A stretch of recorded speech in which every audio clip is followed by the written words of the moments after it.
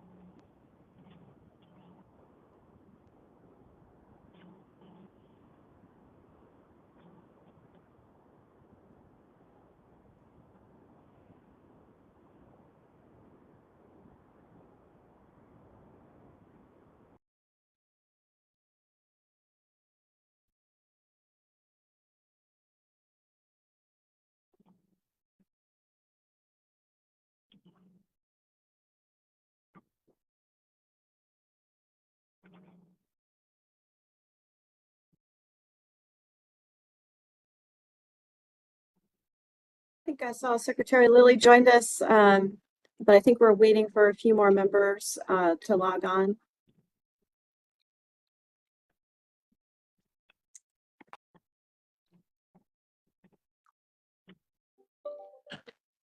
Let me know when we have everyone. We'll get started.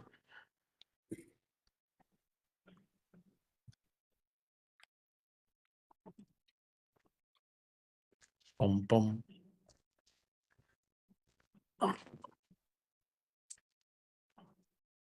Can you all hear me? I can. Yes. Thank you. This is Brian Floyd. I'm on. I'm going to be transitioning over to a computer once it logs on.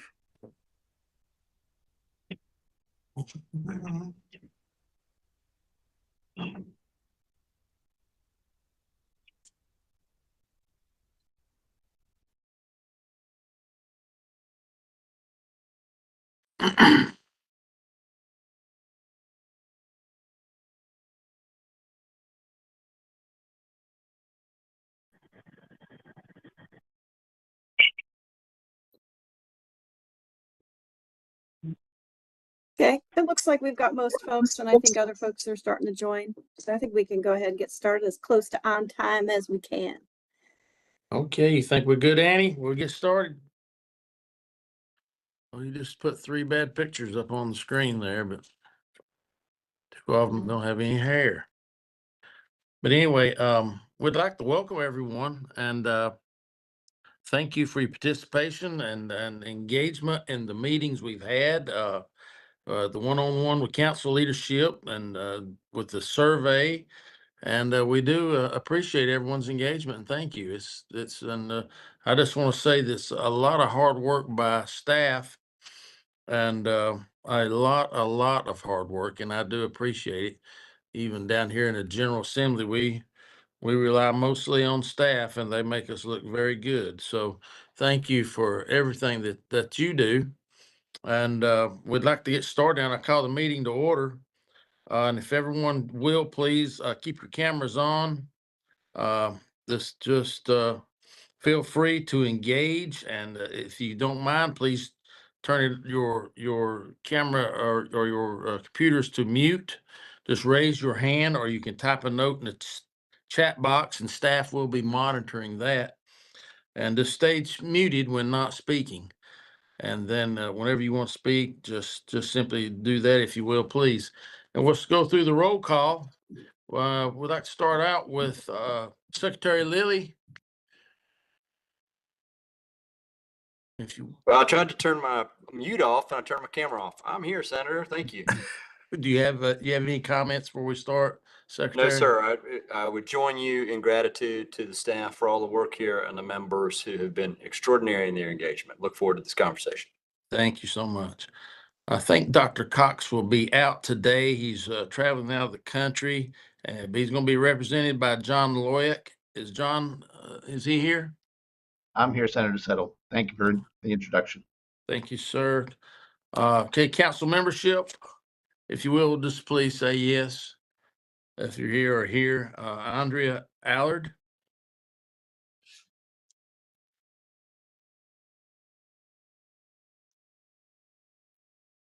She might She not. is here. I just don't know why we can't hear her. Well, sometimes it takes a little time to get these Can you things. hear me this time, sir? Yes, ma'am, we've got you. Yes, sir. I am here, sir. Well, you get a check mark for being here. Thank you. I think this one, Jennifer Allen, is not with us, I don't believe. I think she's not. Senator Settle, this is Jennifer DeWitt with Bank of America representing for Jennifer Allen. Well, Ms. DeWitt, thank you for joining. Thank you. Okay, Representative Austin.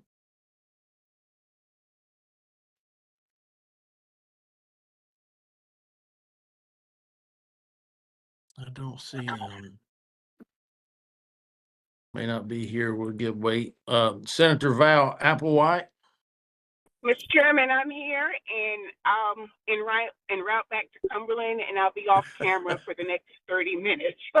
Well, you told me in session today that you should be driving, so you be very careful. Here. Yes, ma'am, Val. Mark Bolton. Yes, sir. Happy to be here. Hey, Mark. Say Chad's last name.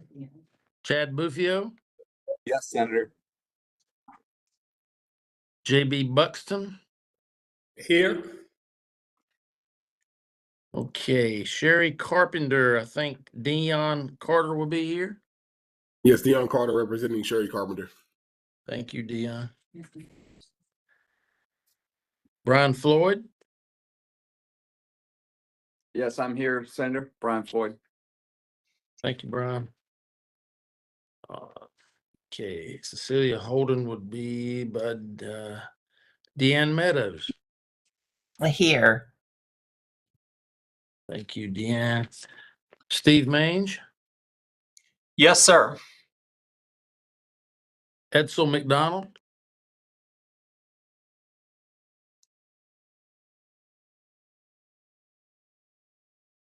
Okay, we'll move on. Trey Michael. Yes, sir. Good afternoon. Good afternoon. Good afternoon, Trey. Okay, Anna Perkinson. I'm here. Thank you. Dr. Travis Reeves. Here.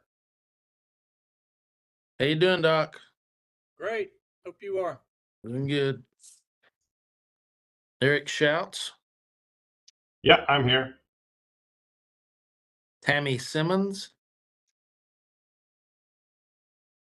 I'm here. Hello, Tammy. All right, Karen Wade, I think is going to be here. Sarah Borland's here for Karen Wade. Okay. Yeah. Thank you, Sarah. All right, Dr. Thomas Walker. Senator, and I apologize for not being visible. I am on the road as well. I understand. I completely understand. We'll have a busy schedule. Thank you for joining. Yes, sir. Okay, Wendy Walker Fox, I am here. Tom West, Here. and Representative Winslow. Yes, sir. I'm here. Thank you so much. Matthews, good to hear you. Okay, guys, that gets us through that little piece. There was nothing. Let me see what. We got a little business at hand now. I hope everyone's had a chance to read the minutes. They were sent out in advance, and before we ask for a motion and a vote, is there any comment or anybody have anything that any corrections or objections to the minutes?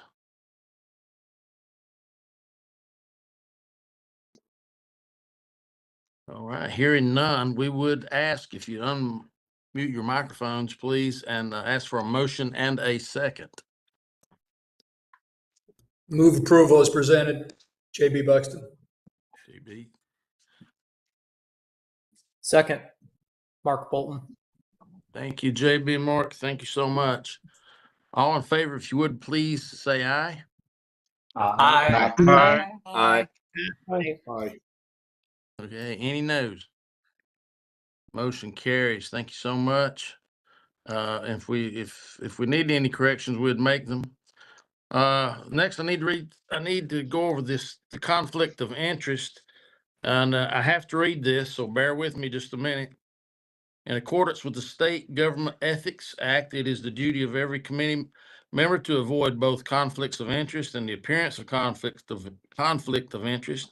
If any committee member has any known conflict of interest, it is the aware of facts that might create the appearance of such a conflict with respect to any matters coming before the committee today. Please identify the conflict or the facts that might create the appearance of a conflict to ensure that any inappropriate participation in that matter may be avoided. At any time, any new matter arises that might be a conflict during the meeting, please be sure to identify it at that time. Just do it right on the spot, and we'll take the action. Does anybody have any questions? Do you have any conflicts you need to disclose before we start? It sounds like we're good to go. The governor's team has been working on this, and we have records training to council members, and this has to be done by June 18th. The training is required for all council members that are not state government employees. I want to thank the council members who have already attended. If you're a member and you can't make this training or the other two previously offered, please contact staff quickly. So we have June 18th as a deadline. Thank you. Well, I don't know if the governor is he. Just keep going. All right. I'm here, Senator Settle. Can you hear me? Well, okay. Well, the queen, which is my LA, she said he's not here. Keep going. So anyway, I'd just like to everyone know we've got the 76th governor of the state of North Carolina, who I found out this weekend is an avid race fan, and his two sons, and we had a great time at the race, and he came up to God's country in North Wilkesboro, and Governor, I hope you enjoyed it. I know I did, and they fed us well, and beautiful, beautiful day, and got to meet a lot of people there. So I just like, it's my honor to take this time to introduce Governor Josh Stein. Thank you, Senator Settle. Yeah, it's my third trip to North Wilkesboro in the last month, so I have been living a good life. So want to give everybody afternoon greetings, and I'm pleased to be able to join you all today. And I want to just say how thankful I am to each of you for being on this call. Obviously, more importantly, thank you for everything you've been doing to this committee. Senator Settle, Secretary Lilly, President Cox, who I know isn't there today and is being represented by John Loyak. I want to thank the three of you for leading this group, and thank you to all the educational leaders, the legislators, the employers, all of whom are members of this important task force. Each of you is giving generously of your time and your expertise because you understand how important this work is. The people of North Carolina need good jobs with good wages so that they can support their families. That is fundamental to the promise of our state, which is to expand economic opportunity to every North Carolinian, and your work here brings us closer to that vision. So I want to thank you. We share the goals of making North Carolina the best state in the nation for business and the best state for workers. Both goals depend on developing a strong workforce, and that means that we have to work together. Our workforce is key to fueling our state's economic growth, ensuring that employers have the talent that they need, and to expanding career pathways for the people of our state. And there are many different ingredients for workforce investment. It could be apprenticeships, labor market alignment, or credential or degree attainment. But each of these are just tools for achieving the true goal. The true goal is opportunity for North Carolinians to support their families and a workforce that enables businesses here to grow and succeed. And so I want to underline something you've heard me say before, which is that as long as I'm governor, no state will outwork North Carolina when it comes to developing our workforce. And the work of this council is how we are going to reach our goals to benefit workers and employers alike. I also want to update you all on some recent economic development and workforce development efforts. Earlier this month, Secretary Lilly and I traveled to Select USA, a conference up in DC, where we participated in a fireside chat about workforce development efforts here in North Carolina, highlighting the work that you all are doing to a national audience. And last week, we were proud to announce more than 700 good-paying jobs coming to North Carolina with two major investments. In my budget proposal, I directed over $250 million throughout the biennium towards workforce development. And I will continue to advocate for the goals of that budget as the General Assembly now goes to conference to negotiate the state's overall budget. I have recommended that we expand apprenticeship programs in state government to recruit and retain talent to fill the vacancies that exist, to help small businesses and farmers recruit and retain talent via apprenticeships. We want to establish a rural apprenticeship program, make real investment in Propel NC to help our community colleges. And for students pursuing workforce credentials in high demand fields, I want to make their community college free. Fund and support healthcare workforce, including strengthening the pipeline of teachers. We also want to work to increase the number of incarcerated people who have a degree. In my most recent Helene budget request, I proposed investing $15 million in training people to meet the needs for construction, healthcare, and logistics that we know will exist in Western North Carolina. That was not in the House budget that just came out. I'm hoping, Senator Settle, you and the Senate see fit to add that to our work. We are discussing each of these strategies as a tool in our broader toolbox. Today, I look forward to learning more about what tools the council's been considering, and I'm eager to see the results of the goals that you all have been developing, and I appreciate how quick you all are having to work to get the goal setting done by June 15th. You all have been dedicated, and I'm really grateful. And then we want to follow up with the strategies to achieve the goals by the end of the year. And so I do want to thank the staff from the Department of Commerce and the North Carolina Business Committee for Education, Annie Izod, Andrea DeSantis, and Caroline Sullivan, who have been working hard, as you all well know, to support your good work.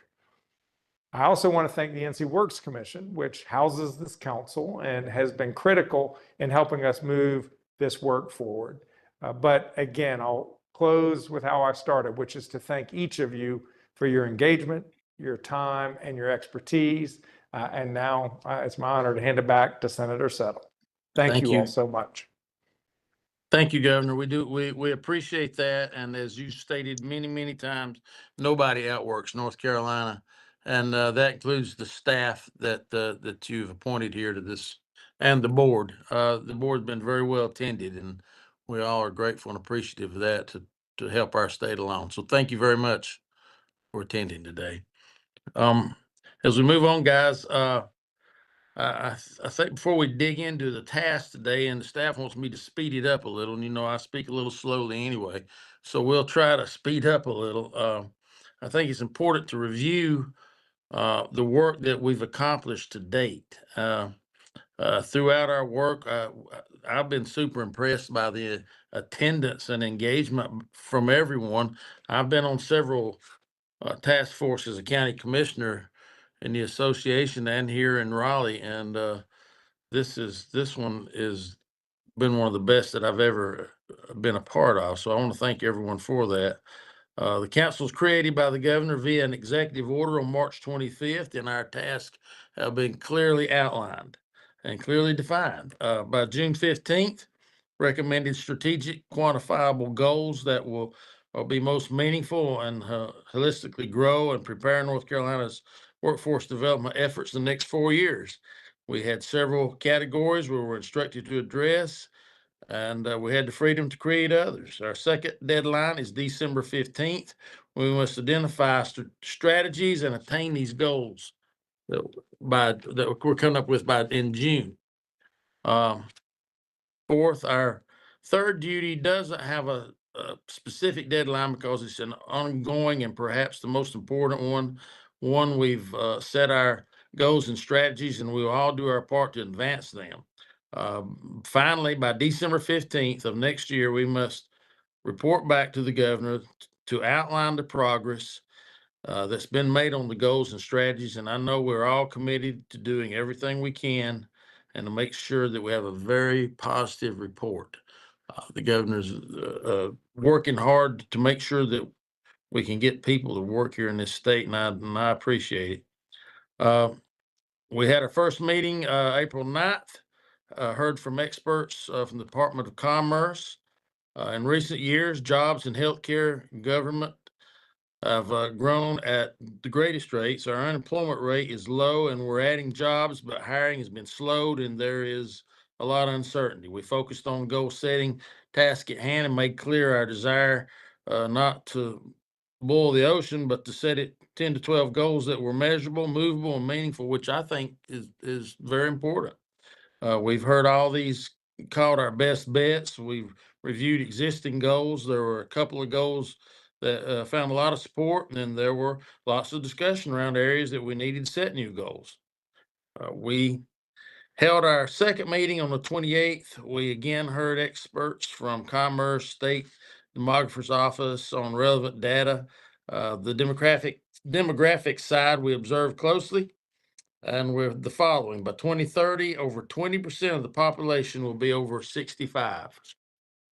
That's quite a bit. Urban counties are driving growth. Rural areas face aging populations and youth out-migration.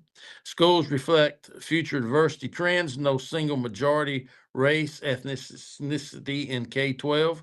From the employer surveys and employer representatives on the council, we heard a desire for broader talent pipelines, including both college, non-college pathways, the continued challenge with basics like showing up on time, and a recognition that factors such childcare and transportation significantly impact our workforce. Reviewed goals, revised goals that incorporated our thoughts from the first meeting and feedback received during one-on-ones with co-chairs. President Cox shared guidance from the governor about the opportunity we have as a council to have an impact on our workforce development efforts.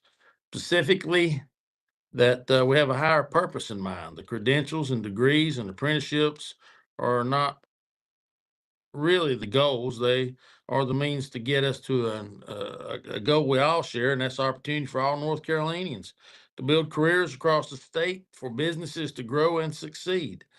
The governor reminded us that we have an opportunity in front of us come December 2025, when the goals and strategies are set as a member of this council, you should see your very best ideas and your biggest concerns addressed in the work of the council. If you do not, it will be a lost opportunity for the state and the benefit of your expertise. The governor's guidance was a call to remain engaged because your voice is valued and the work is important. All over this state, there are students thinking about what kind of career they can build. There are folks looking for jobs. There are business owners up at night worried about where to find their next employee. Those folks don't have a seat at this table at this time. So let's do what we got to do. Let's do it wisely. This is our third meeting, and this is where it's been said the rubber meets the road. So I hope we can continue, have a great engagement. We're here to start by learning more about high school career preparation, career and technical education with Trey Michael and Misty Wolf from the Department of Public Instruction, Jamie Vaughn with the North Carolina Commerce.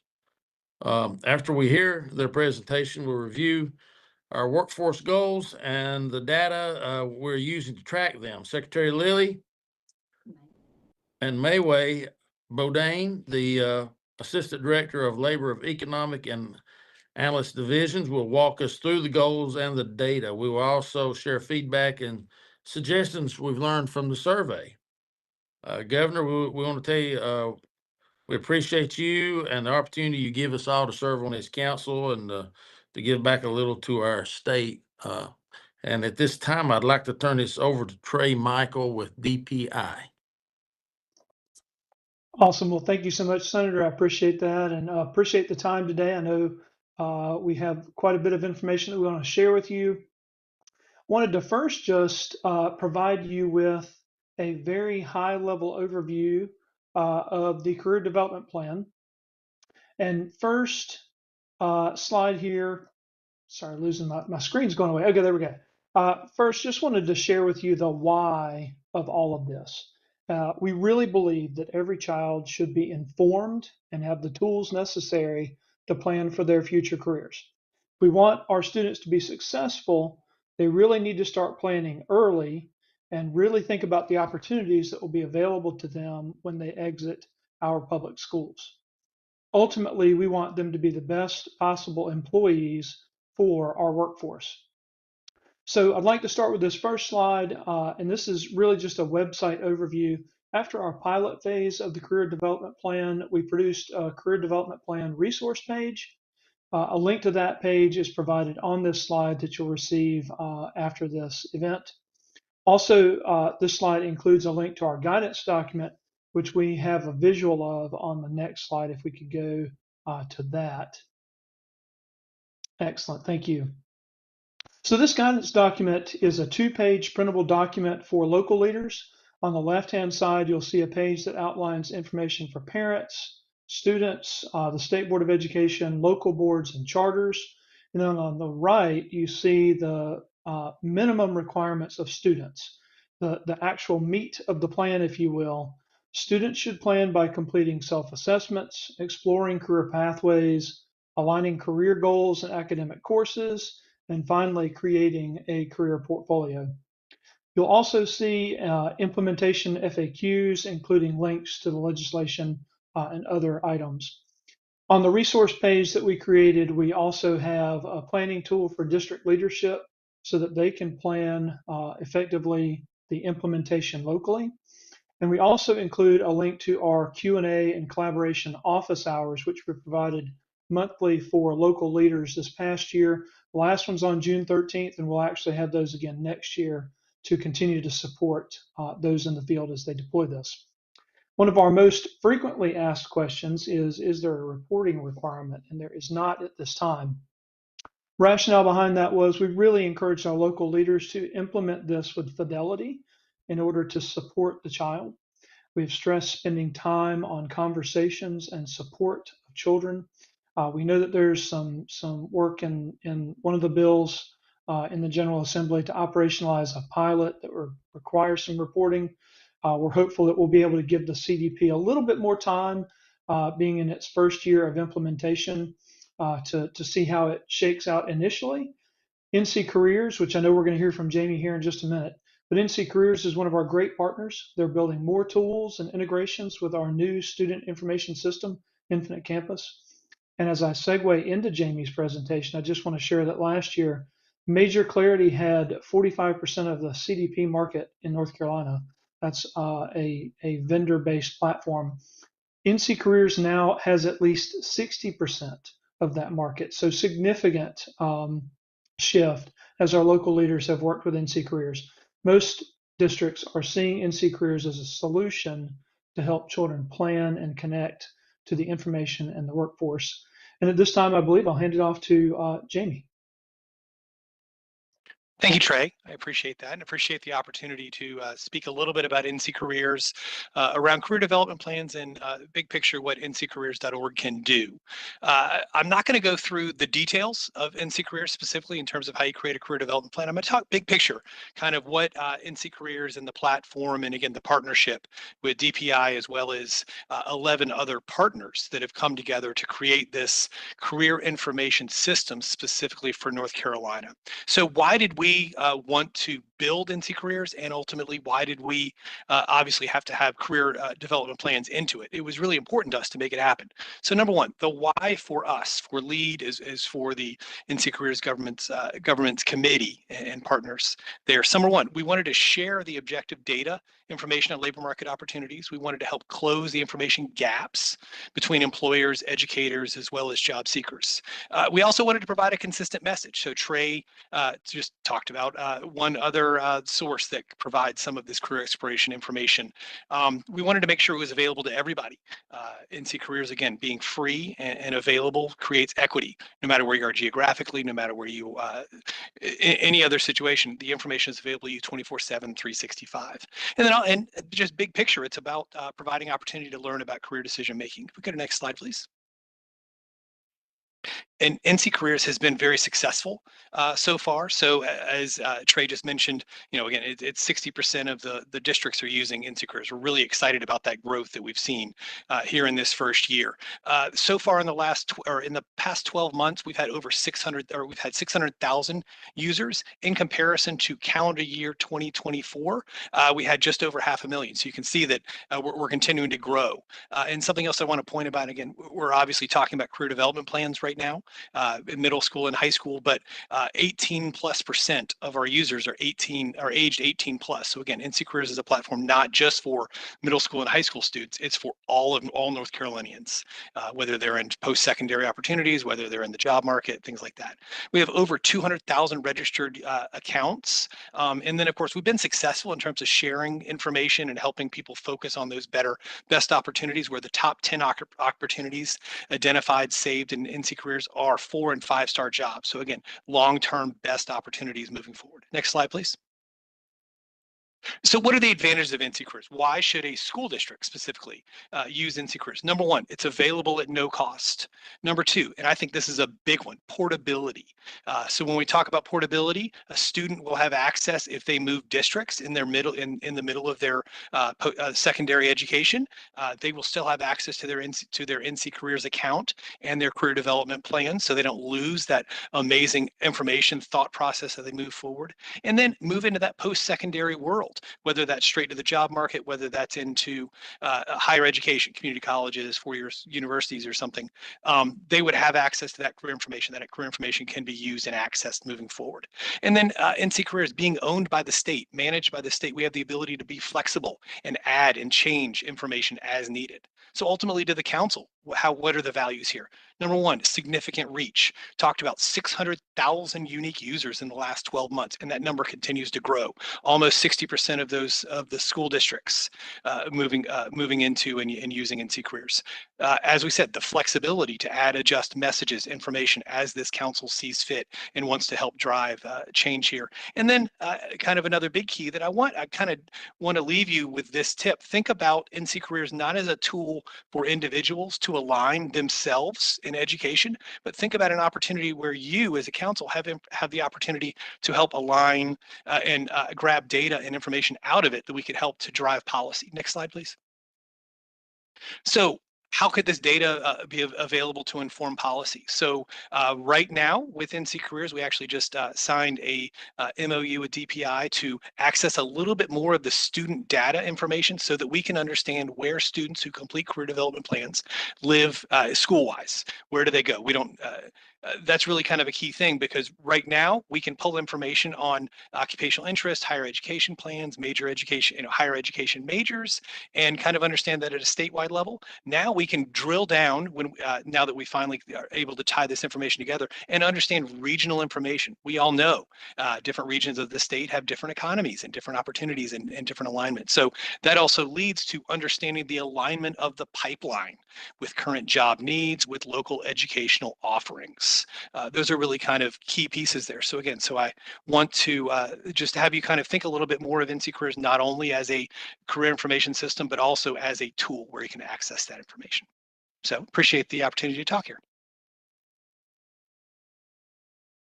Thank you, Jamie. And I know firsthand that the NC Careers tool has contributed greatly to some of the data that I'm going to share with the council now.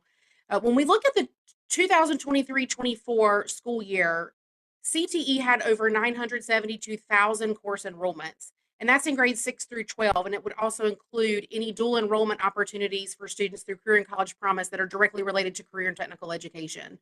And to kind of put that into perspective, enrollment in all public schools, grades 6 through 12 last school year was just over 792,000.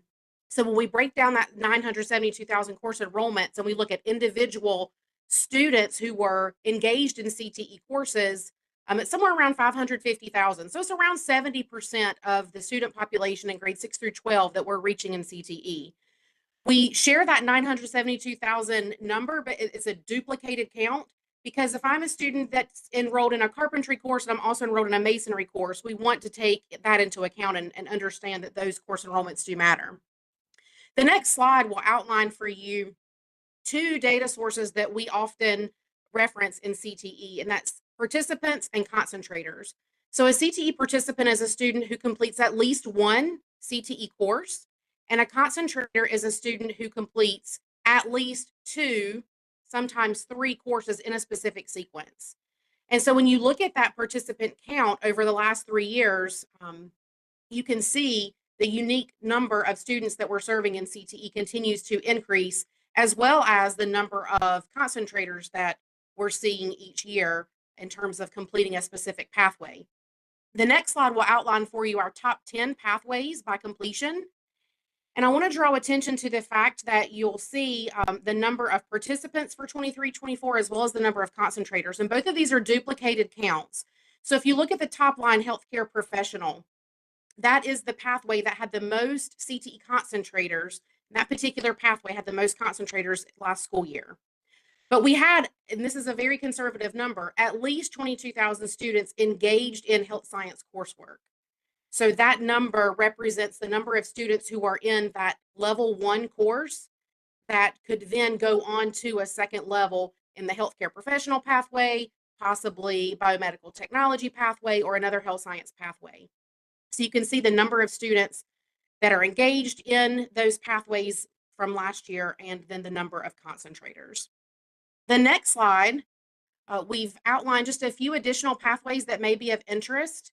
I like to draw attention to the architecture and construction cluster, because oftentimes we look at, maybe in the carpentry pathway, only 1,700 concentrators in a particular school year, and it may seem like a low number, but when you think about the number of students that are engaged in that core level, that intro level, we may have 10 or 15,000 students engaged in that particular area. So these numbers can possibly be misleading in terms of, if you're looking at them just at face value, but when you think about the big picture and our pathway development, it gives you a nice view of how our students are engaging in pathways and completing them or continuing to engage in them throughout their high school career. And then the last piece of data that we were asked to share was around students who were engaged in some type of formative experience during their high school career. So the next slide will outline for you the total number of students in the 2024 graduation cohort. Can we move to the next slide, please? Thank you. So there were over 106,000 students in the 2024 graduation cohort. And of those students, we only have access to really look at the CTE data. So if we look just at CTE engagements, so CTE courses, dual enrollment through Career and College Promise that are related specifically to CTE, AP and IB courses that are CTE related, and any of our work-based learning experiences. Of those students in the 2024 graduation cohort, approximately 62% of them engaged in one of these CTE experiences just in their senior year. So that doesn't even cover, other experiences that they may have had in grades 9 through 11, or even 6 through 8 for that matter, to kind of help give you a picture of the reach that CTE has for our students in grades 6 through 12. Trey?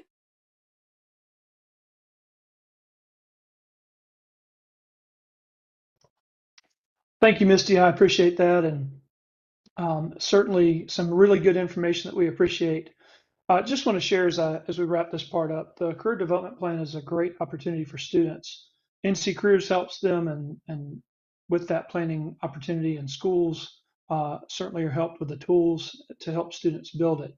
But as we study the CTE data and local business need, we realize that we really must help our local district leaders who now have the responsibility to reskill, upskill, or in some cases even shift personnel in CTE to focus on local and regional needs. We've made some great strides in some of our most urgent pathways like construction trades, healthcare, computer science, and IT, etc. But we know our work is not done.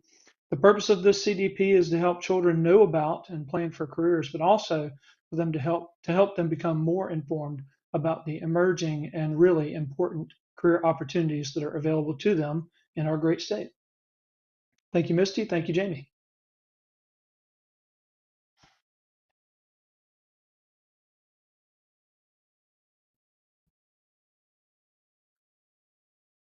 Okay, this is Lee.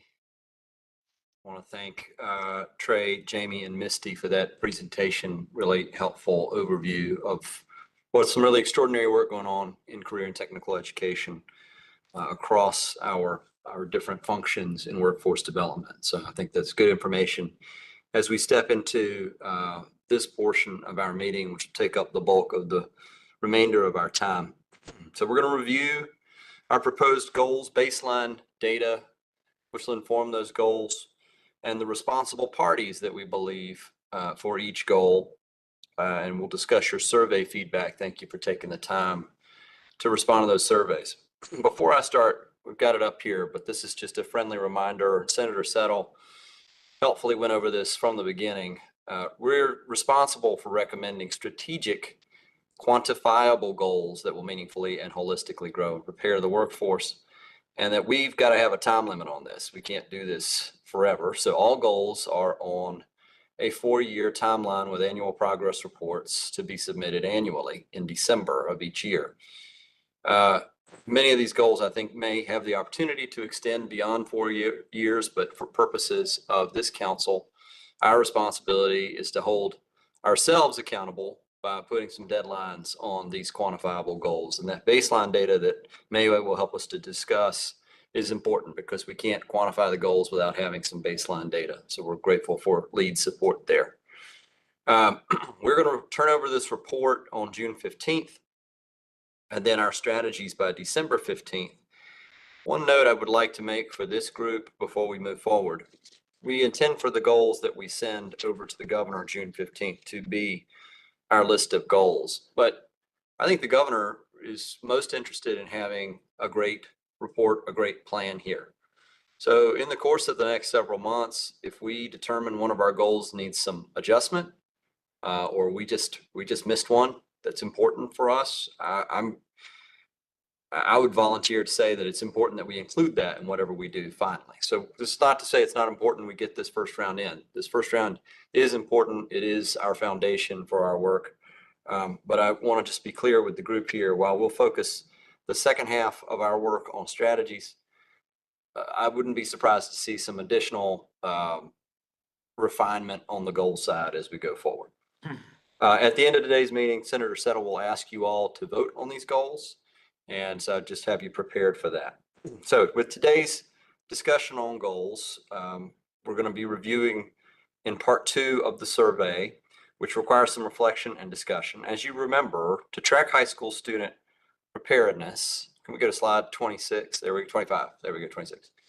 We're going to go through to track high school student preparedness and success. We have the goal that states, by graduation, every high school student will have engaged in a formative experience and preparation for the post-secondary pathway of their choice, to include dual enrollment, CTE, JROTC, AP and International Baccalaureate, work-based learning, etc. So try to keep the options open for these high school students.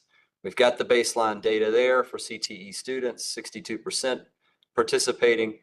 DPI is working on that additional data that we would need to baseline this. And so the responsible party or partner for this goal is our friends Trey and others at the Department of Public Instruction.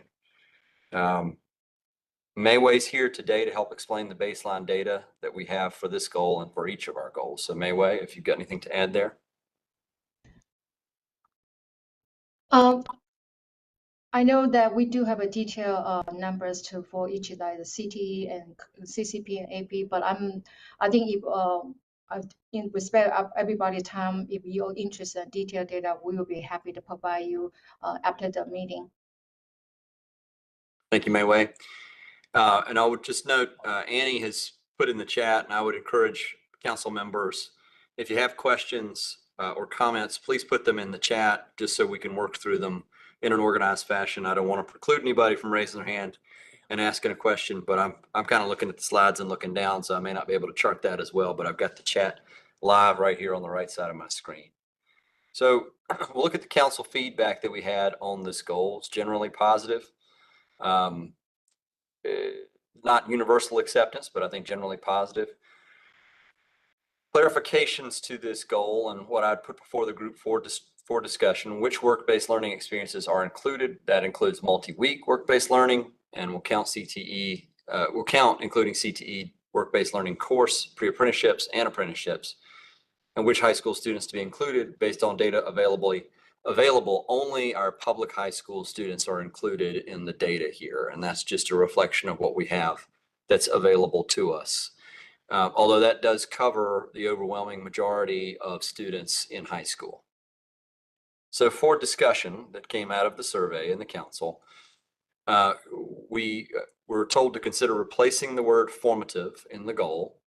2, is this a realistic goal? Is it necessary to support student achievement beyond high school? And this 3rd, is this a goal or a strategy? So I think we had a few folks ask about that wording. We've got that reflected. And I think, so if we can go back to 26 briefly. We have a question on whether or not to take formative out of the goal. I think that we can do that in response to the council. So I would recommend that we take formative out of the goal. We have a question from Andrea. Should we include enlistment in the military as a choice? Andrea, feel free to expand on that briefly.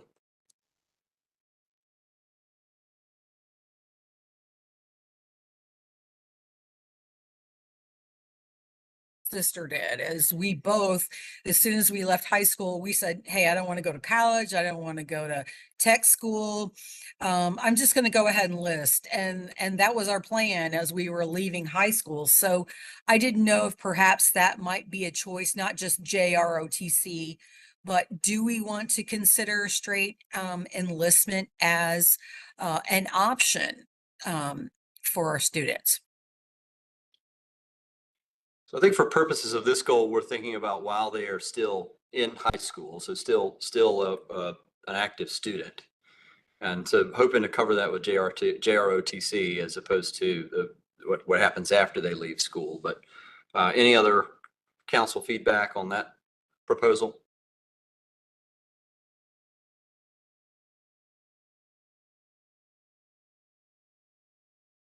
Secretary. Yes, sir. I have just one question. Yes, sir. The JROTC piece, I'm just thinking from the rural areas. I think it is great to have that, but like in In Wilkes, we have 4 high schools and I think one school has JROTC. And that'd be a challenge if someone wanted to do it. I guess, I don't know how they'd accomplish that unless they all had that program in their schools. But, and I don't know, I think also, I don't think Surrey County has that in all their schools. They have it in a couple of them. But that might be something we've got a superintendent on here could He agrees with you. expound. Dr. Reeves? Yes, sir. You're right, Senator Settle. We have 3 comprehensive high schools and we have 3 JROTC programs, which is we're not the normal. When I was at Eastern Guilford High School, I tried to get a JROTC program at Eastern Guilford, and the process is very competitive and it's very costly at that time from the U.S. federal government. And so I understand I like the goal of adding JRTC because both of my personal children were in the program. However, you're right. Not all high schools can offer the program. It's just not available to all high schools. But let me just provide a counterpoint. Your AP IB, you can make the same argument for that also because not all rural schools are offering AP courses or IB courses. So both of those, you can make the same argument, are not equitable across the state. So great points, Dr. Reeves and Senator Settle. And Andrea, I think your question is going to be covered by the goal that we discussed next.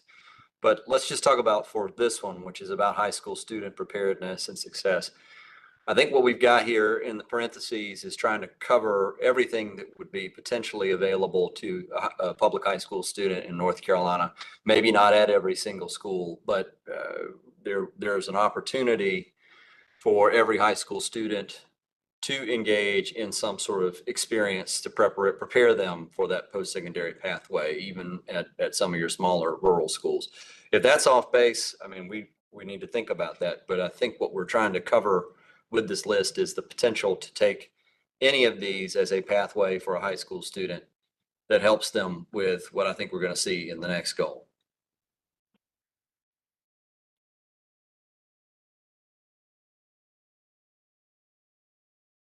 Question from Deanne about baseline data indicates that it's for CTE students.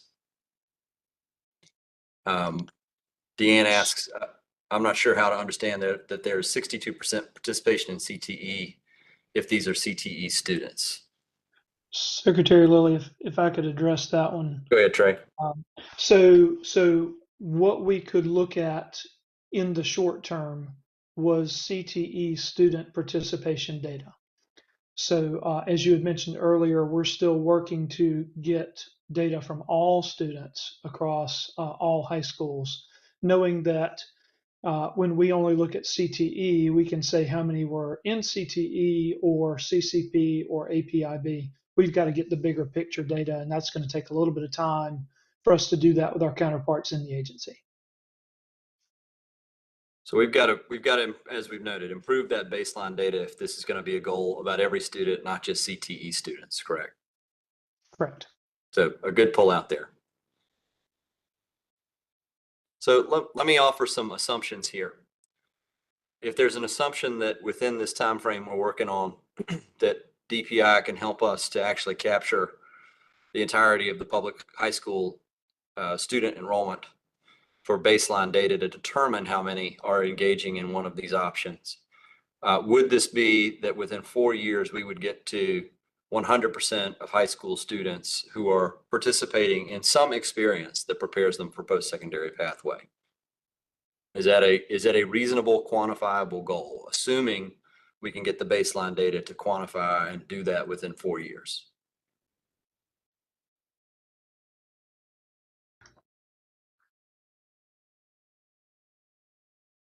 And Secretary Lilly, I don't know if you're asking me that from DPI. I believe it's a reasonable goal. It's a stretch, it's a push, but we believe that that's reasonable, and it certainly would help all students become more prepared. Trey, thanks for stepping up on that. And yeah, we want to have some stretch goals here. I think that's a good thing. Steve Mange has got a suggestion here, could rewrite to say such as rather than to include. And I think that's a good suggestion. So staff, if we could note Steve's suggestion on the wording here. And I think we'll have to think creatively about how we capture the scope of this, but I'm counting on our friends at DPI to help us to do that. Anything further in discussion on this goal?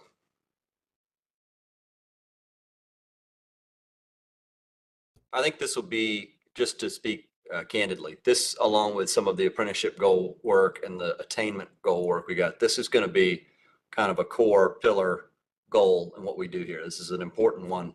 We're talking about the entirety of the high school, public high school enrollment, and how we get them closer to what it is I think we think is important here.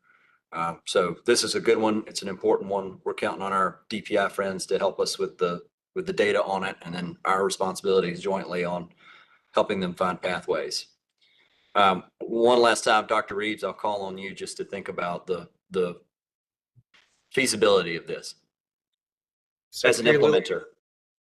Yeah, do you mind flipping back to slide 26? Please.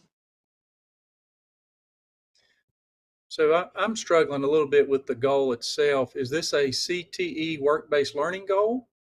Or is this a goal where we're trying to capture everyone? I mean, in essence, we're already doing a lot of this work. So what is the goal? And one other piece I would add, what about the arts? I mean, my daughter just graduated from NC State College of Design, and that, I mean, you're going to have some kids who art is one of their pathways.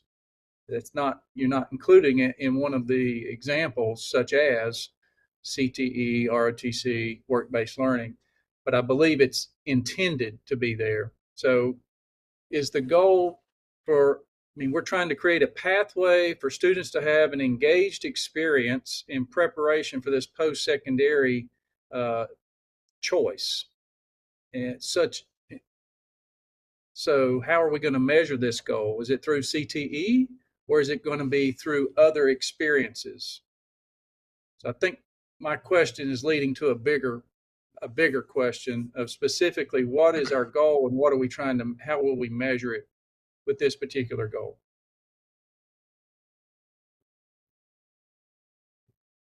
So raise good points here about what it is we want to capture, and whether or not it needs to be drilled down further.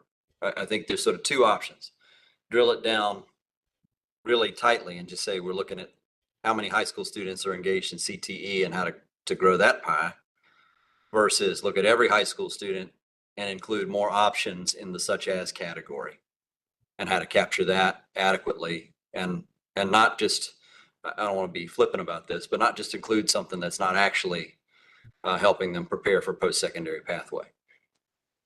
I think you get a little more traction if you create a CTE goal, because every public school is receiving CTE funds. So I think that's kind of, we can say that with pretty good certainty, Trey Michael, that we've got CTE programs in everywhere. And then you might want to capture a second goal or a second strategy on some of the what I call fringe areas that could be specialty areas for some schools in some locations. I think at the end of the day, we want to make sure kids are prepared to enter the workforce, and what are public schools doing to help them? I mean, that's the way I look at our job, is to try to help our students connect the dots. And I think something that would help me, and I know we're not talking about this, is including some of these goals in our accountability measures, which is another discussion for another day, but that's how we really get some traction here. And we've been advocating for that for years, but I like the idea of kind of separating this. So your idea, Dr. Reeves, just to be clear, kind of an everything goal, something like we've discussed here, but with broad inclusion of qualifying pathways. And then two, a more narrowly honed CTE goal. Is that what I'm understanding you to say? Well, I see it more as a, I don't necessarily want to say CTE goal, but a way for us to capture post-secondary pathways and experiences. Work-based learning is a part of that, but also, CTE is a way that we're going to capture that. So how are we utilizing students' talents to then intrinsically motivate them to connect to the real world? How are we doing that in high school? Well, I'm going to do that through CTE. I'm going to do that through dual enrollment. I'm going to do that through work-based learning. In essence, that's going to help my students in Surry County be better prepared for the business and industry that are right here in Surry County. Trey, you offered some feedback in chat. Feel free to pipe up. Yes, sir. I do see this. The goal that we've got here, I see as a means to really strengthen how we are capturing and providing for every child in a public school to make sure that they have the options available to them. And we certainly recognize, and Dr. Reeves, you're 100% correct. I'd be hard pressed to name a high school or middle school that does not have CTE on its campus, which is a really good and unique, I'll point that out. It's a unique thing to our state. There are many other states that do not have that. Many of them have have specialized training centers or joint op schools. So I see this as something for every school and every student. If there is to be another goal added, we could certainly work with the council members to draft a CTE specific goal if that's needed. Okay, Trey. Thank you for that. Thanks for everybody's thoughts and participation on this. I think we'll take it back with staff and send back some feedback relatively quickly under our time crunch here. Okay, we need to keep our conversation moving and go to the next goal. And Andrea, this should be responsive to your question earlier. So proposed goal number 2, high school student preparedness and success for graduating high school students, increase post-secondary enrollment, moving into employment. We have struck the with living wage component of this because of difficulties in, frankly, calculating that across the wide difference in geographies and wages that we have in North Carolina, or enlistment in the military within 12 months of high school graduation. So we have some baseline data here. 82%, class of 23, were either enrolled or employed within 12 months of high school graduation. The goal here is increase. So I don't know if that means to 83%. We might want to try to hone that a little bit closer to what looks like a quantifiable goal. Could quantify it with a 1-point increase, but I think we'd hope to do a little better than that. Mayway, any background on the baseline data here? Yeah, if we can share the slide next one, please. We'll show the pathway. All right, so this is give you some background information regarding this class of 2023, their post-graduation pathways. You can see from the slides, about 20 to 21% of the high school senior enrolled in 4-year colleges, and then 27% is in community colleges. And also, when you look at the employee, that's pretty impressive number, about 66% employed. That means some sort of work-based learning opportunity or paid internship is all included. You can see that it's not that this particular group is not just working; they're also in school. And the rest, that 7%, is not able to find it in the longitudinal data system. It means out of state. They move out of state, or they actually enroll in private colleges and military as well. So that is a small percentage of there, but this gives you a really good, clear idea of what happened to the class 2023 after their graduation. Thank you, Mayway. And I do like this chart. So just to sum up, what we see represented here is enrolled in the UNC system, the community college system, and employed. So we do not capture private college enrollment in this data, which we think is probably a meaningful statistic, but not tremendous, not huge. And then in employed, we're including employed in active duty military, correct? I don't think it's important. I don't think the military, active duty military is employed. I don't think that's included. I have a Dr. Alice Moonchang there, free for the jamming, but we don't have a military data. The employee is pretty much those actually the employment covered by the UI wage. Okay. So we may want to, if we're going to have the goal that includes enrollment in the military, we may need to figure out how to capture that. And Anna noting that as well. We may have to either adjust the goal or figure out how to capture that from a quantification standpoint. Although I think we'd all like to keep that as a goal. Brian Floyd with a good question as we're thinking about how to quantify our goal is to maybe baseline it against some other states average or perhaps some representative peer states. If we have that information, that may not be readily available, but some homework potentially for the team to look at either a nationwide average if that exists, or probably more likely some peer state comps. We sure can look into that for other states. I think there are multiple state wage sharing efforts. If we want to participate in that, we may be able to get some additional insight from that. And we do have some military data, thanks to Trey Michael's team for class 2023. I think we have a small population, about 1,000, but that doesn't include the GROTC. And I know Trey's team is working very hard to try to get the number for GROTC for class 2023. And keep in mind, that's under NAFA and CFS, and the employee data does not include military. Just want to remind everybody on that. Okay. Can we see the next slide, please? So this was your feedback, council. I'll just, rather than read it to you, you all can check it out. The big one there is the living wage. We're just, we're trying to measure a lot of things and found it very challenging to get a reasonable recommendation around living wage. So I think we have elected to remove that from the goal. Mr. Secretary. Yes.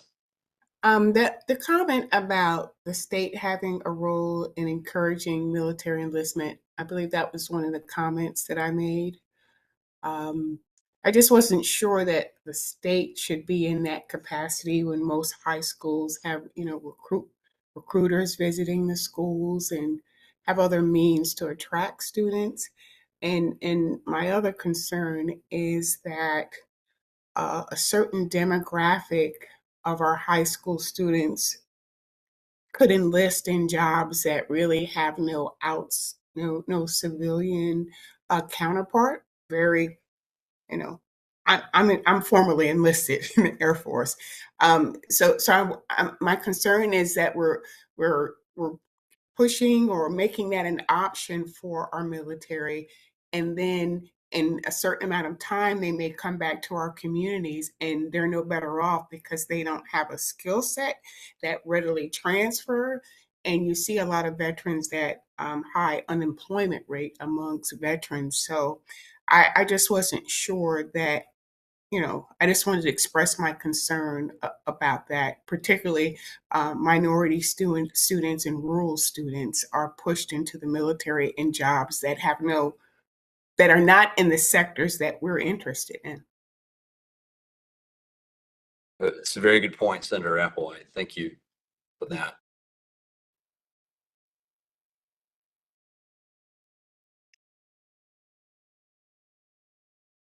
Any additional feedback on this goal? Edsel? Yes, I agree with Senator. I also too is a vet, and I listened in the military straight after high school. So the thing about that is that I was a 12 Bravo. When I came home, my MOS did not transition over to civilian life.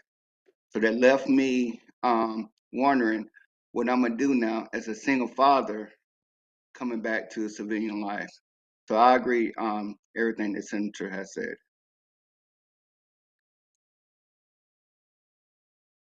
Thank you. Just curious, what's a 12 Bravo? Combat engineer. So basically everything that go boom, we do it. Got it. And Tom West, thank you for some data on the independent colleges. Appreciate that. That's very helpful. We can include that into some of the baselining here, get us a little bit more closer to complete. Any additional discussion on this goal? Let's go back to the slide with the goal, 2 slides back. I think what I'm hearing, two main points here. No disagreement that I've heard on striking the living wage component. I think we'd all like to have that, but find it difficult to quantify. We need to work on a little bit more integration on the baseline data. We can include Tom's inclusion of the independent colleges enrollment. That's helpful. And we need to baseline that with some competitive states, which we can work on, trying to get that done so that we can actually come up with what we think the real number is here to quantify. And I'm driving the staff a little crazy with this because I know we're hoping we might wrap this up, but it sounds like we've got some more important questions to consider. And then lastly, military enrollment or enlistment, that is. I think good points both by Senator Applewhite and Mr. McDonald here about whether that should be a goal. I think the counterpoint on that would be just we want them to do something if it's not going to be in some sort of community college or university setting or work. The military can be an option there. So let's take that back, and staff will come up with something that we think is reflective of these inputs. Anything further on this goal? All right, thanks everyone for that discussion. We'll move forward to 31. Employer engagement. Okay. So you'll see it there, engage 50,000 employers to commit to participating in sector-based strategies, work-based learning, and career exploration opportunities. We've got baseline data. This is our team. North Carolina is home to 376,000, almost 377,000 business establishments, and we know from Secretary of State that's growing all the time.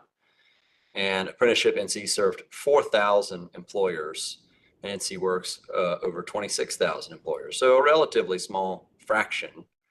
That's a net total of 3,000.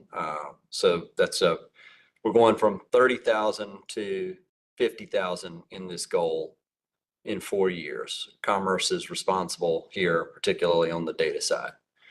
Let's check out the council feedback on that, please.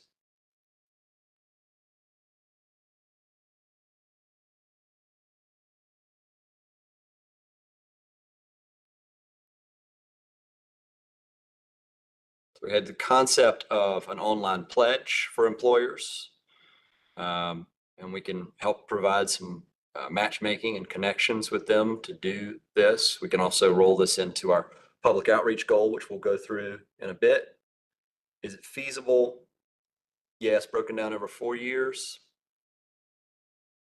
I may be misunderstanding that part of it.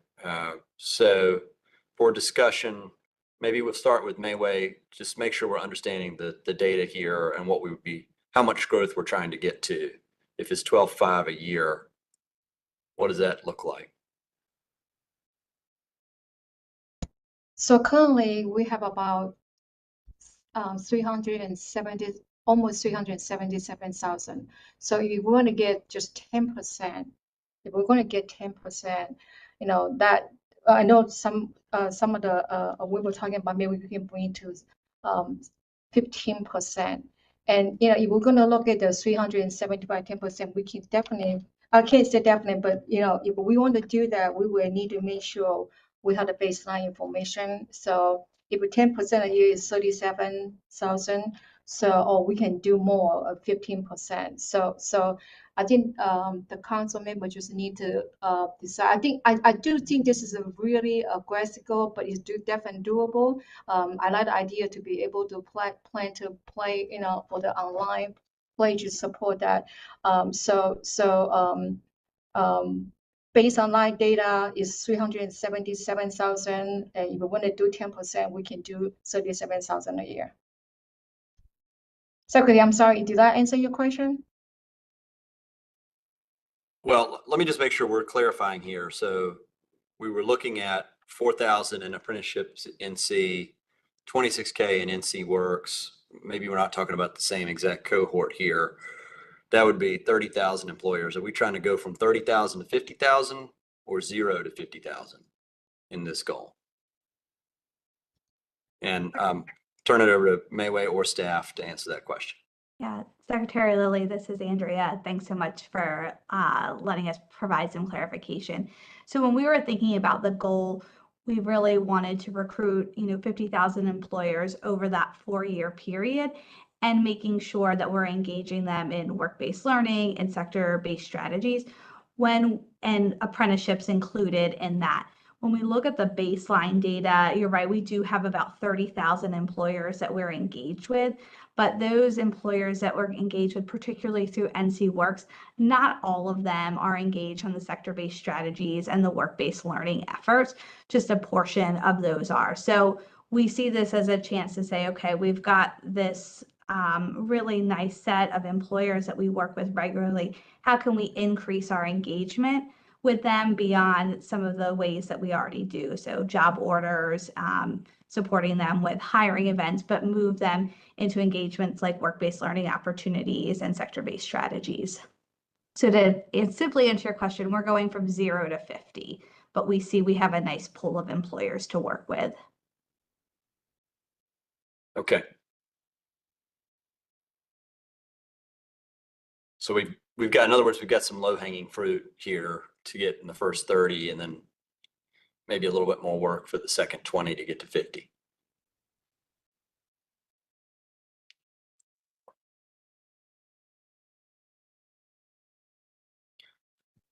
Two questions in the chat.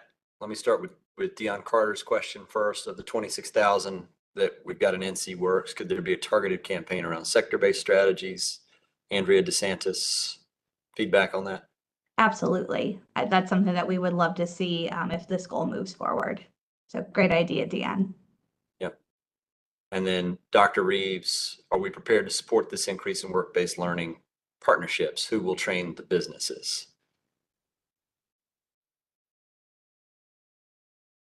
Annie, Izod, or Andrea, any response on that?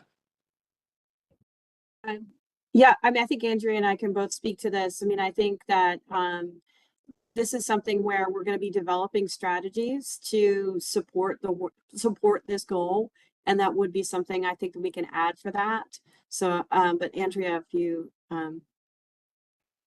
Yeah, thanks, Annie. I'll jump in just to say that I think Annie's right that a lot of this will come out in the strategies. We anticipate that this is, Commerce would be responsible on the front of like making sure we count this and helping to support the connections, but we really see this as a cross-agency opportunity. So some of this work would happen through NC Works, other pieces would happen through DPI and the collaborations that they have with employers, and then importantly with Apprenticeship NC and the community colleges as well.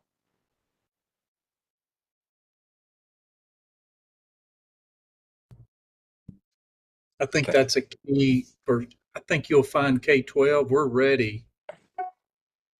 It's just finding the business partners that are ready at the same level. And we've ramped up training, and I love the goal. I just think being realistic, we're going to have to really make sure those scaffolds of support are there in every community to ensure that we reach the target. And Secretary Lilly, if I could add, there are partners that are out there that specialize in training both schools and workforce entities in how to sort of partner and support each other. And there's even I shouldn't say who it is, but there's a major national educational group that is toying with the notion of standing something like this up as well. Thank you, Trey. Any further discussion on this goal?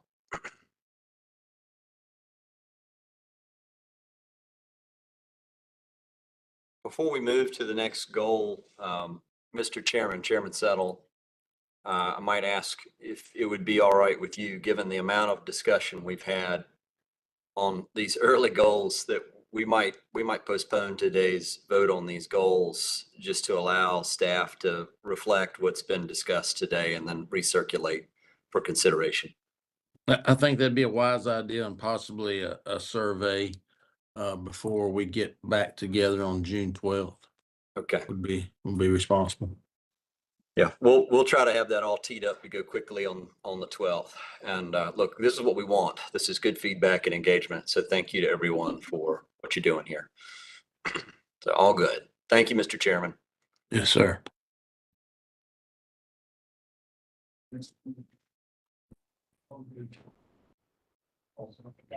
Let's move to the next goal, please. Labor market alignment, which we're listing as goal 4. Building locally driven, unified approach between workforce and education partners that allows them to adapt to the real-time and long-term needs of employers.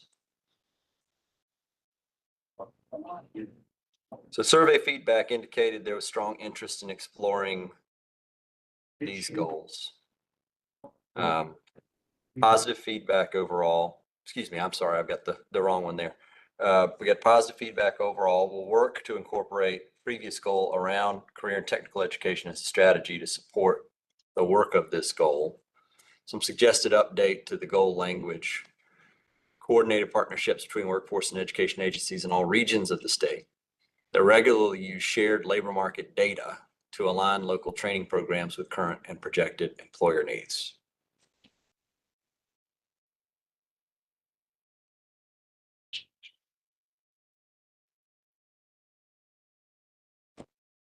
So on this one, we don't have any baseline data. There's not quite as much quantifiable components to this. I'll ask Mayway and staff, what will we be actually measuring at the end of the 4 years on goal number 4, should we adopt it?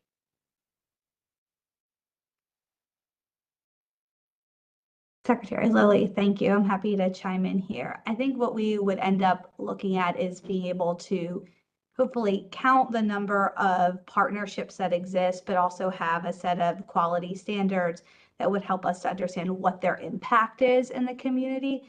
So a little bit more of this, I think, will end up being determined based on the strategies, but ultimately we would want to see that these local partnerships exist across the state, and that we have some sort of standard by which we're holding these partnerships accountable for, and making sure that the appropriate education institutions, so your local K-12 school district, your community colleges, as well as your universities in the area, and then your local workforce development boards, are all engaged in a coordinated fashion.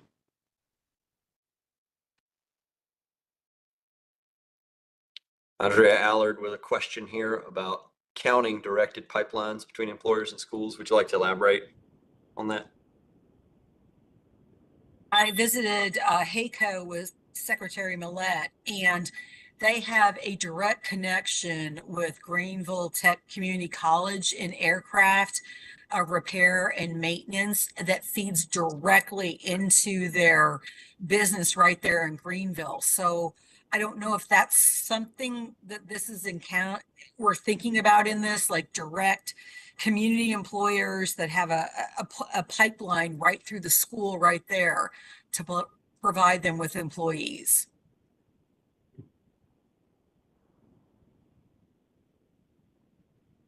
Secretary, if I can just respond, I think that's absolutely what we'd like to see happening. And I think there's probably good examples of that across the state right now. But the intent of this goal is really to make sure that those education and workforce entities within a region are doing just that. They're connected with a local employer. They're making sure that their training is aligned with that employer need, and that there are pathways from K-12 and beyond to be able to enter the professions in that community. So I think this will really give us a chance also to take a look at the bright spots that already exist across North Carolina and highlight some of those partnerships.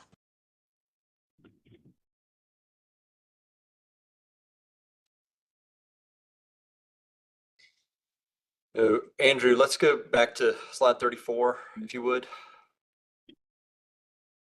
So we've got that suggested update to the goal language.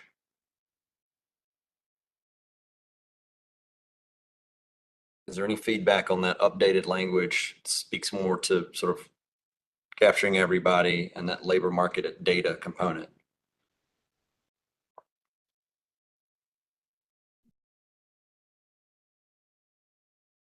Does anybody not like the new language?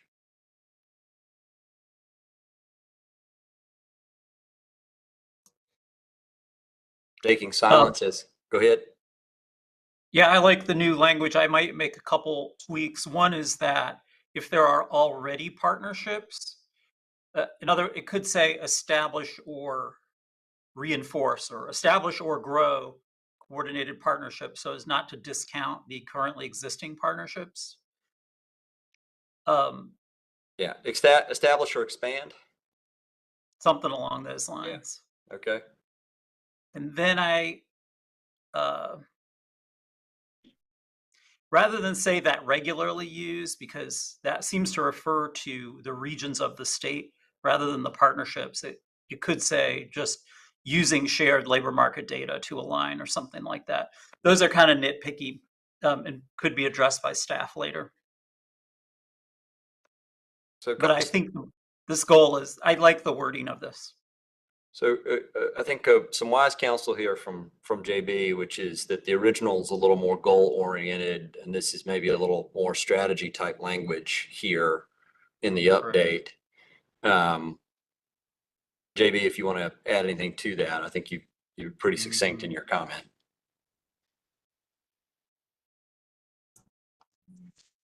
I think with all of this, it's hard to see across the 13 or so that we have. It feels like we've got 3 or 4 big goals, and that the rest of them really fit in as strategies.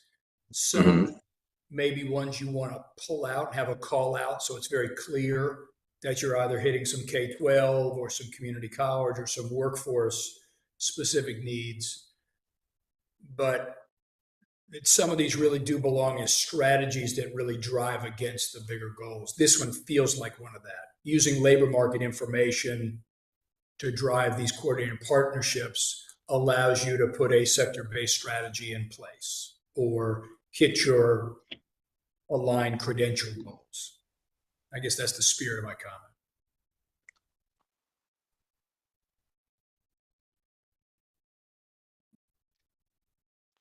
Thank you. So questions from Brian Floyd and Anna Perkinson about adding more specifics and if this is quantifiable. My sense is that we can make it quantifiable based upon what Andrea DeSantis shared on trying to capture this. So no baseline data, and we know there's some of this going on, but I think we can actually look at this and be able to show growth over time. And then more specifics, potentially that rolls into sort of the strategy side as JB suggested. Brian, you may want to expand on that. Yeah, can you go back to the slide before again? Yeah.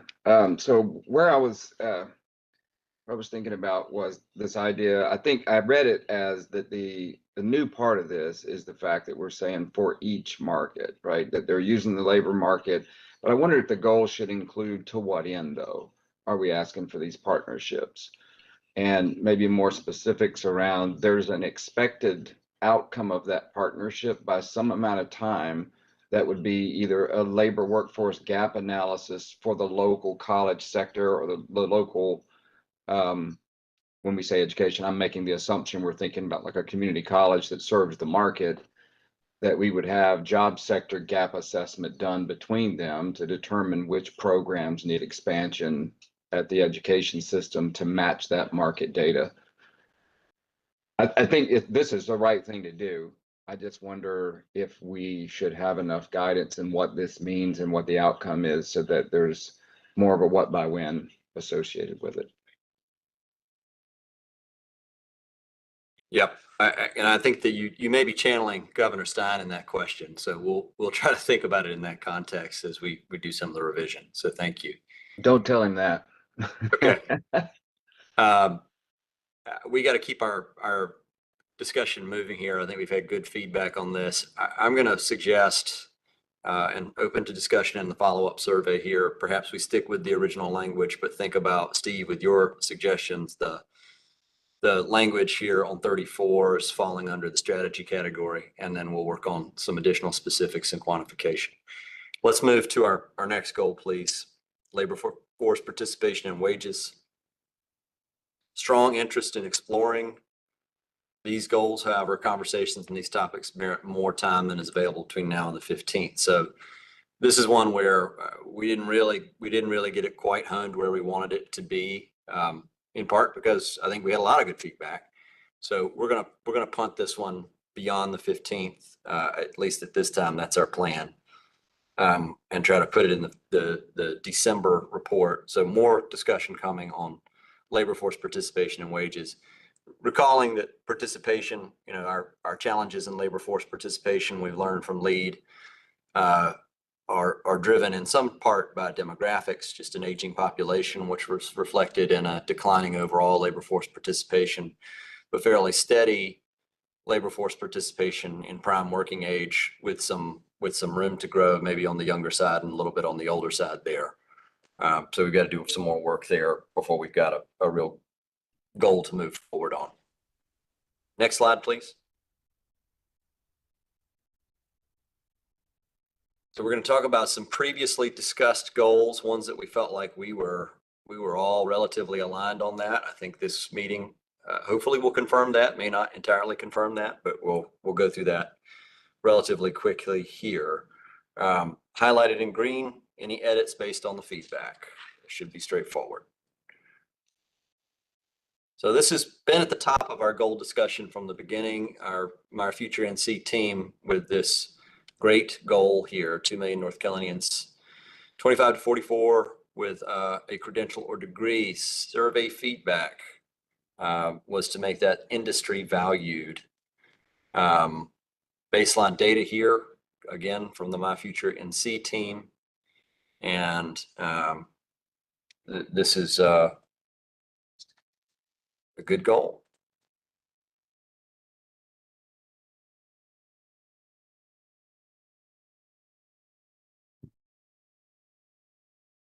My Future NC, any thoughts on the green language that's been included in this credential attainment goal? That's actually the language that Cecilia, that we use, is the industry valued credential or degree. In the actual legislation, it has a different wording, but that's the language that we use. All right, so we've just got alignment in our goals with My Future NC. Further discussion or debate? Hearing none. Oh, here we go.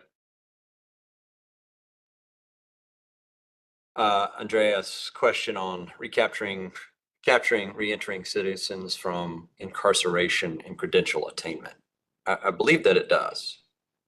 This is a sort of all ages, irrespective of pathway. And Dr. Reeves, why are we starting at 25, not 18? My Future NC. That was the original legislation from 2019. It indicated the ages 25 to 44. So I don't know if we would need to go back and change that or not.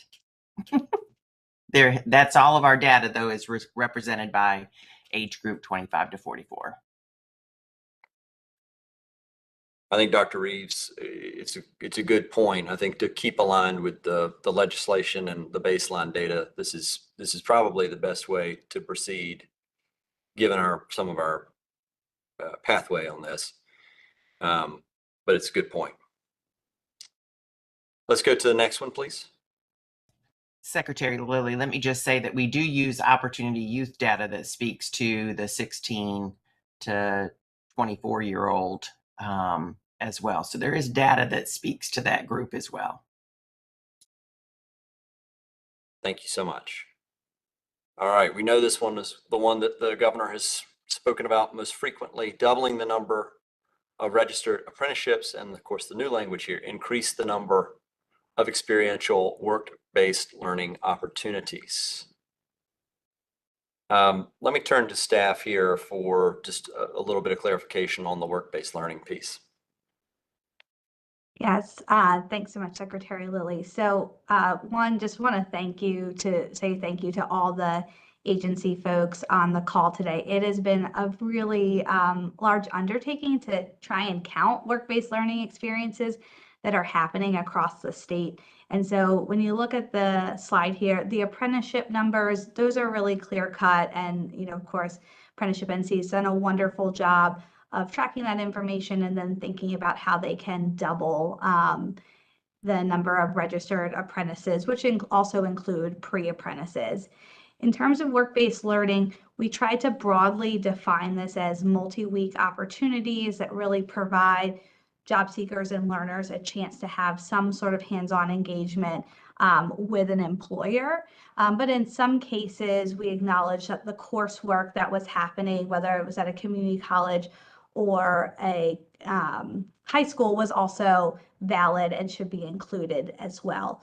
So what we did was we were able to look at a set of courses that were recommended by the Department of Public Instruction and then the community college system to count the course enrollments and those specific courses over the past year. We also have a number of work-based learning programs that are run through Commerce, the Department of Administration, which includes the Native American Workforce Program, as well as the State Internship Program. DAC provided a number of enrollments for their correction enterprise programs, as well as work release. And then, Department of Health and Human Services shared their data on a number of programs, most prominently their vocational rehabilitation programs. So we were able to pull that all together and talk about it in terms of experiences, because what we're not able to do is deduplicate that. So there likely are individuals that have participated in multiple courses or experiences, but we landed at this 56,000 number. And the reason that you see the word increase is that our agency partners right now are doing the internal work to confirm what that increase could look like. And so once we have that information, hopefully next week, we will come up with a specific quantifiable number. It may be double, it may be less than that, just depending on agency capacity and where they see their work going in the coming 4 years. Thank you, Andrea. Any additional feedback on goal 6?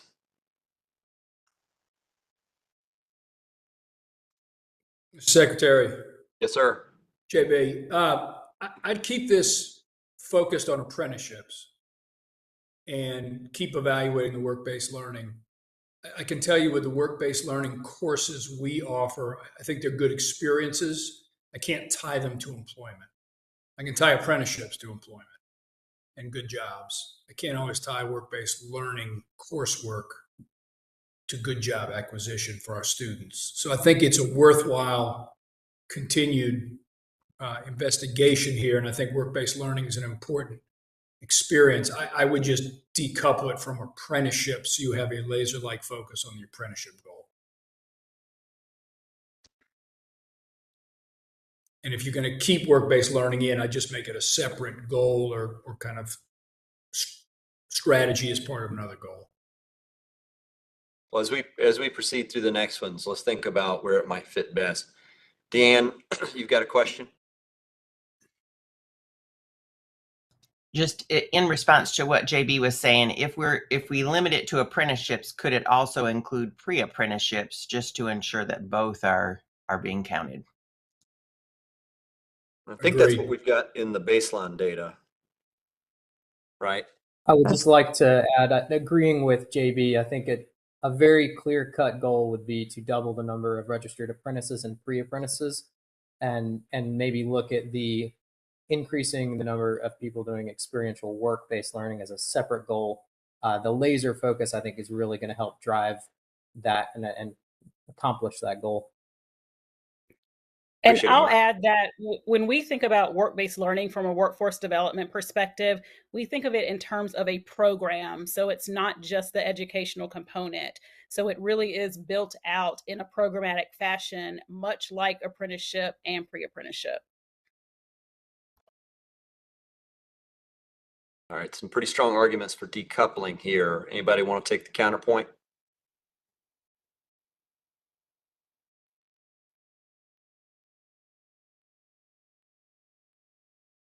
All right, I think we've got a strong argument for decoupling, team.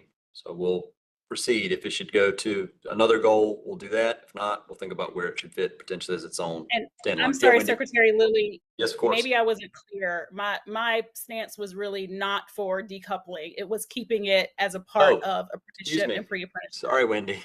That's okay.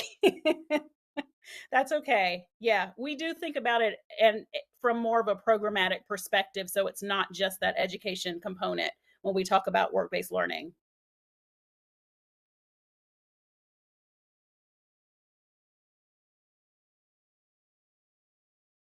To Caroline Sullivan, your VR programs.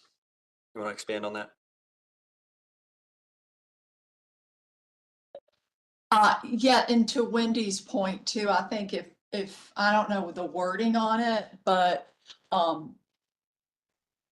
this we need to. I think it would be great to have something that also included like the non-apprenticeship strong work-based learning programs.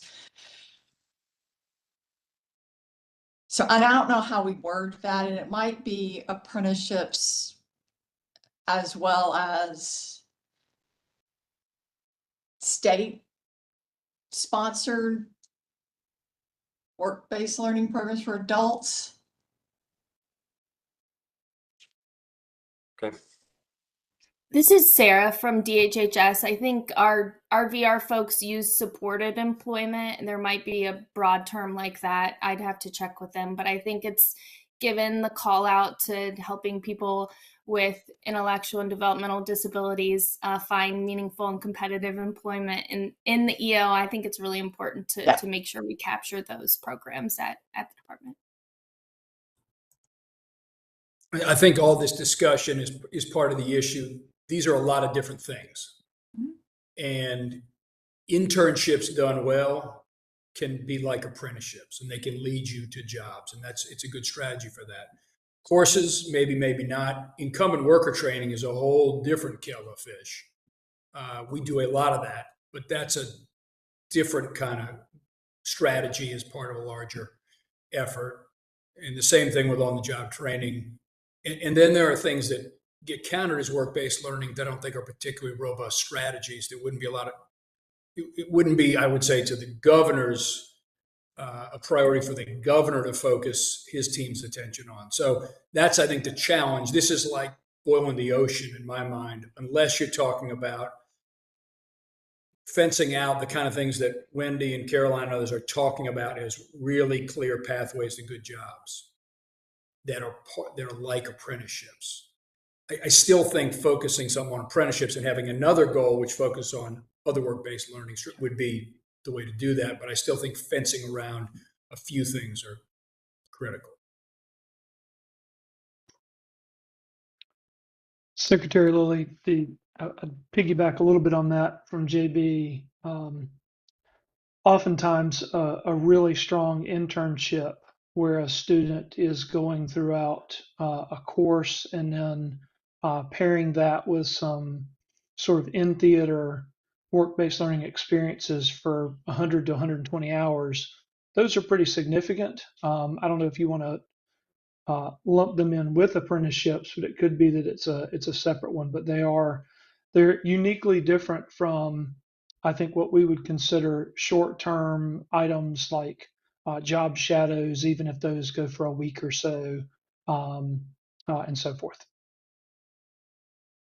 I appreciate that, Trey. Thank you. Thanks, everybody. This was good conversation. We're gonna need to move forward for time purposes, but have this reflected in survey follow-up and further discussion. Thank you. Goal 7, sector-based strategies here. We believed we had this pretty focused on 3 key industries: education, healthcare, advanced manufacturing. Commerce has got the responsible piece here. There are other sectors that we know are important here: life sciences, construction, IT, all mentioned by council members. We want to keep it at 3, and then continue the conversation during the strategies phase to think about additional sectors here. I don't want to talk out of both sides of our mouth here, but it doesn't take long to get kind of every sector name checked in this goal. We're going for the big growth goals here. Next slide, please. State government hiring, reduce that state vacancy rate over 20% now to 15% through innovative recruitment, retention, and retention practices, including training opportunities and apprenticeship programs. I know OSHR, we gave you responsibility on this one, but we know it falls to all of the agencies across state government to implement this. So recognize it'll be a team effort, as it is on all of these goals. Yeah, and I just want to add, if there's like further discussion around decoupling some of those work-based learning opportunities from that last goal, it seemed like a lot were with state agencies, and they might be able to be strategies potentially under this goal, because they would all be working towards the larger goal of reducing a state vacancy rate. Just a suggestion, possibly. Okay, thank you, Anna. Let's do the next one, Andrew.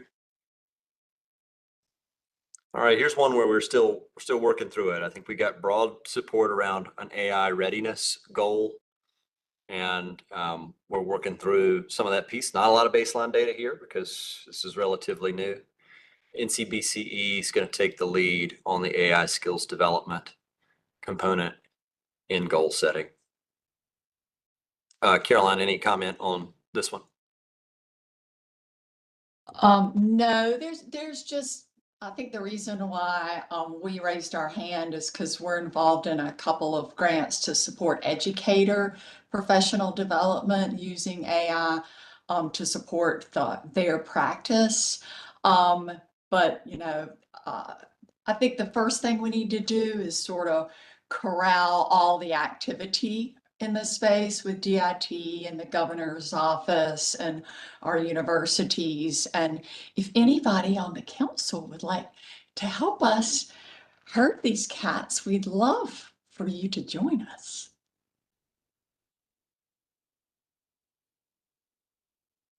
It's an open casting call from Caroline Sullivan. You don't get that It'll be every day. really fun. Yeah. Let's get the next slide up, please.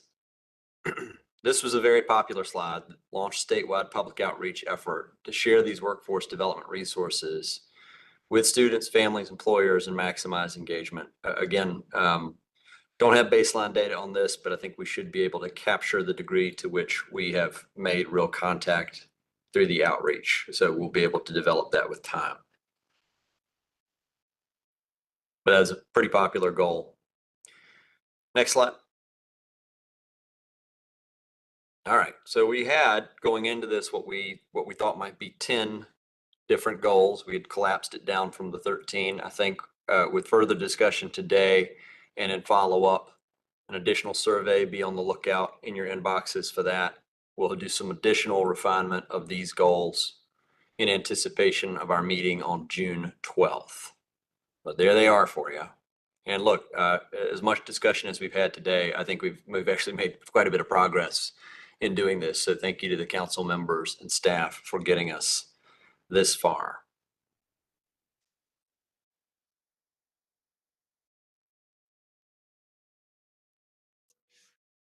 Any discussion before we turn it back over to Chairman Settle? I was just going to ask where we think that second chance employment for justice involved individuals fits in, which of these goals it falls under, or does it fall under multiple goals?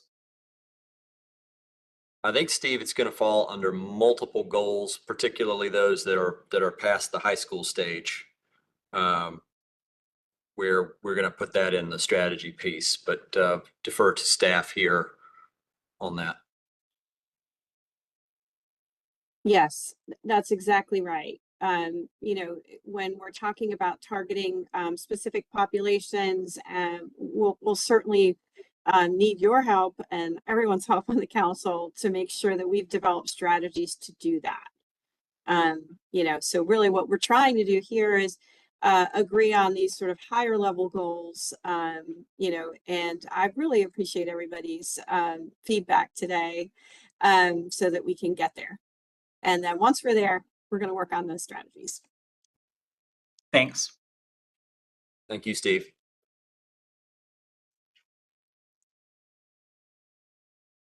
With that, I will turn it back over to Chairman Settle for any closeout comment and discussion. Thank you, Commissioner. We been a great meeting, and I want to thank everyone for coming. And we're going to go through all the goals and have a survey, another one for June 12th, and all our council members should receive and review a draft of the report. Contact staff with any questions. They do a great job. And our next meeting, we'll go through the goals and go through the portion of our work. We will be together on Thursday, June 12th from 2 to 4, be here in person in Raleigh, the DPI building. And then after June 12th, we'll have a little breather. We'll everybody take a little vacation, go and get some rest. I mean, I'm still here in my office in Raleigh, and they about freeze us out in these rooms here. You could almost go to sleep. But anyhow, I want to thank everyone for coming, and hope everyone has a great weekend and a great week. And we'll get together on June the 12th. In the meantime, just contact staff if you have questions. And this meeting will be adjourned. Thank you. All right. Thank you. Thank you, Chairman. Thank you, Senator. Thank you. Thank you.